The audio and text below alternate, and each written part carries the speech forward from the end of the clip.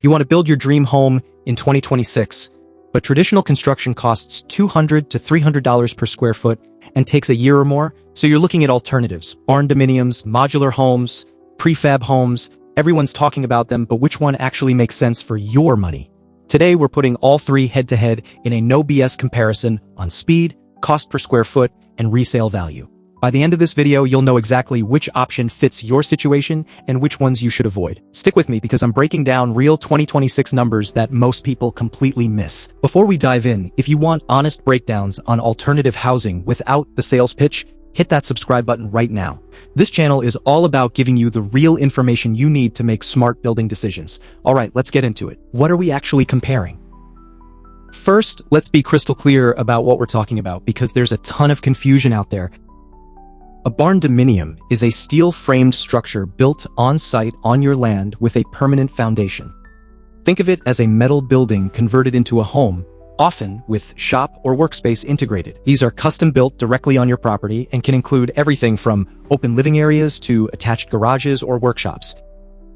A modular home is factory-built in sections called modules, then transported to your site and assembled on a permanent foundation.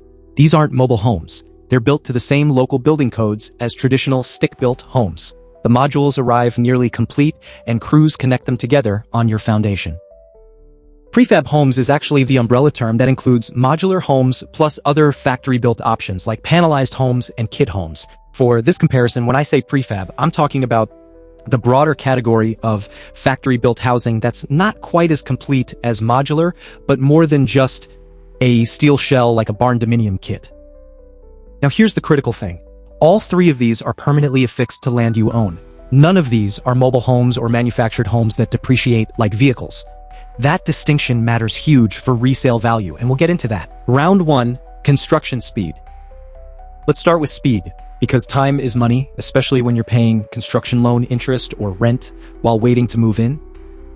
Barndominiums take 3 to 6 months on average for a complete build.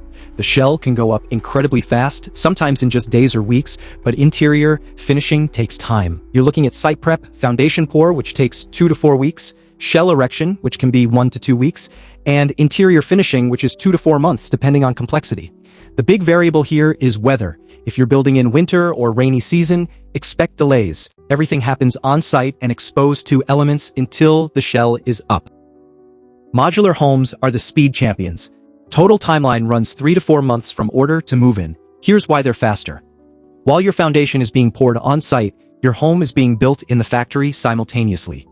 Once modules arrive, assembly and connection takes just 1 to 2 weeks. You save 30 to 60% on construction time compared to traditional builds. The factory production happens rain or shine, no weather delays. In 2026, manufacturers are reporting even faster timelines as production capacity increases. Prefab homes fall in between at 3 to 5 months. Panelized systems require more on-site assembly than modular, so you lose some of that speed advantage. Kit homes can take longer because you're essentially doing more construction work on-site, just with pre-cut materials. Winner on speed is modular homes, hands down. If you need to move in fast or want to minimize construction loan interest, modular wins this round. Round 2, cost per square foot. Now, let's talk real money. I'm giving you 2026 numbers including everything you need for a turnkey home. Barndominiums cost $95 to $145 per square foot for standard finishes or $65 to $160 per square foot when you factor in the full range from basic to high-end. The shell kit alone runs $20 to $35 per square foot. But that's just the steel structure. You still need foundation at $6 to $10 per square foot, insulation at $150 to $5 per square foot for spray foam, interior finishing at $40 to $80 per square foot, and all your mechanicals, electrical, plumbing, HVAC. For a 2,000 square foot barndominium, expect to pay $190,000 to $290,000 for standard finishes, or up to $440,000 for premium everything. Modular homes cost $80 to $160 per square foot installed and finished in 2026. That's for the complete package, including modules, delivery, foundation, site work, and finishing. For just the factory-built modules before site work, you're looking at $50 to $100 per square foot. A 2,000 square foot modular home runs $200,000 to $320,000 on average for a quality build. The national average is around $240,000. Premium custom modular with high-end finishes can push above $400,000. Prefab homes run $100 to $200 per square foot depending on the system. Panelized homes cost slightly more than modular because they require more on-site labor. Kit homes can be cheaper if you do significant DIY work, but cost more if you're hiring contractors for everything. Here's the honest truth. Barndominiums have the lowest cost floor if you're willing to do some work yourself and go with a basic shell. But modular homes offer better cost predictability because you get a fixed factory price with fewer surprise costs during construction. Traditional stick-built homes, for comparison, run $150 to $300+ per square foot in 2026, so all three alternatives save you money. Winner on cost is Barndominiums for lowest possible cost, but modular for best value when you factor in speed and cost certainty. Round 3, resale value and appreciation. This is where it gets really interesting and where most people make expensive mistakes. Barndominiums appreciate at 2 to 3% per year on average in most markets. That's similar to commercial property, but lower than traditional homes, which average 4% annually.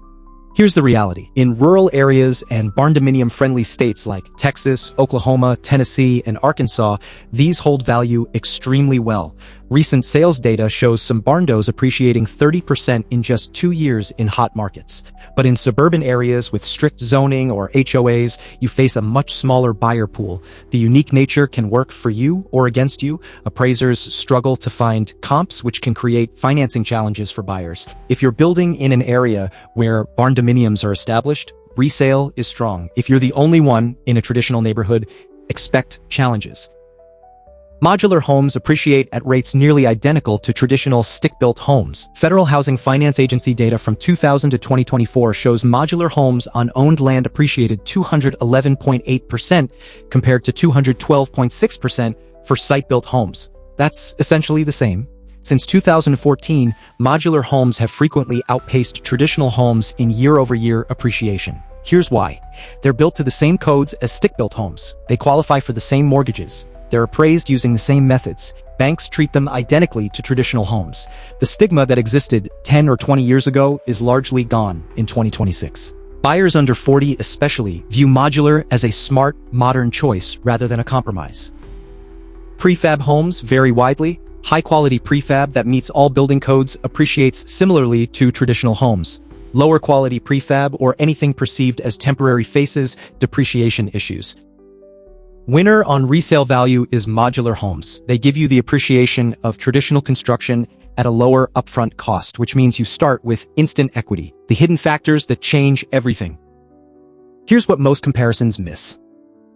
Financing is dramatically easier for modular homes. They qualify for conventional mortgages, FHA, VA, USDA loans, all the same options as traditional homes. Barndominiums often require construction loans with 20 to 25% down, and many big banks won't touch them.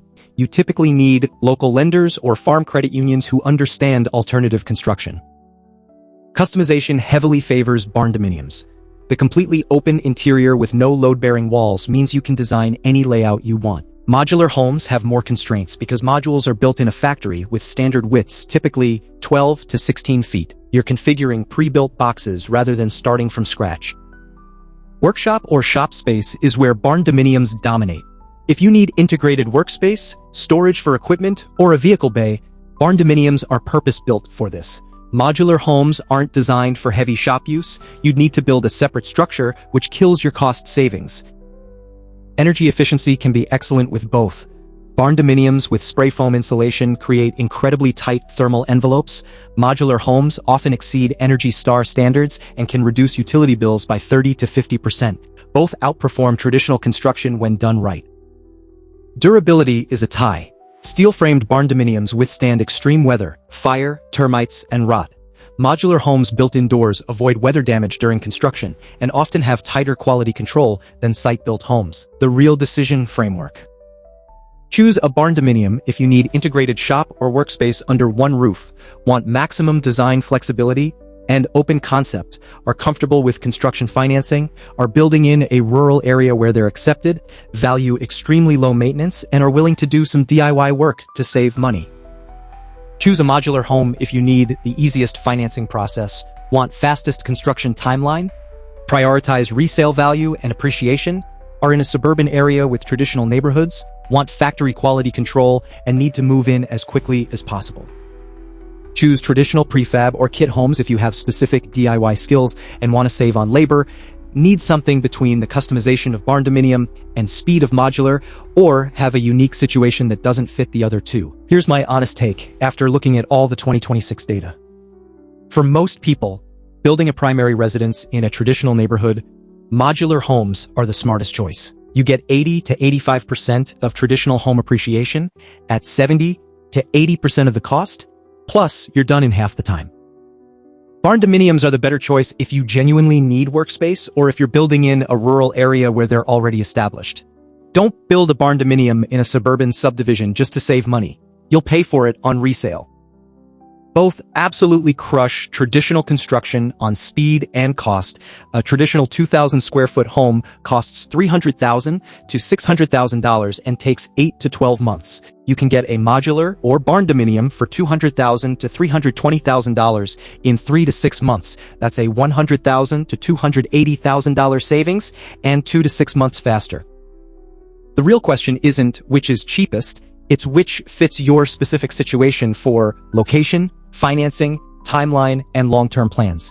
If you're flipping the property in 2 years, go modular for easier resale. If you're building your forever home with a workshop, barndominium makes perfect sense. What's your situation? Are you leaning toward barndominium, modular, or sticking with traditional construction? Drop a comment below with your plans and any questions. I read every comment and I'll help you think through your specific situation.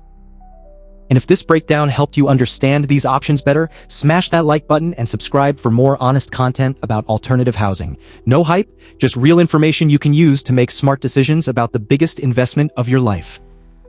Thanks for watching, and I'll see you in the next one.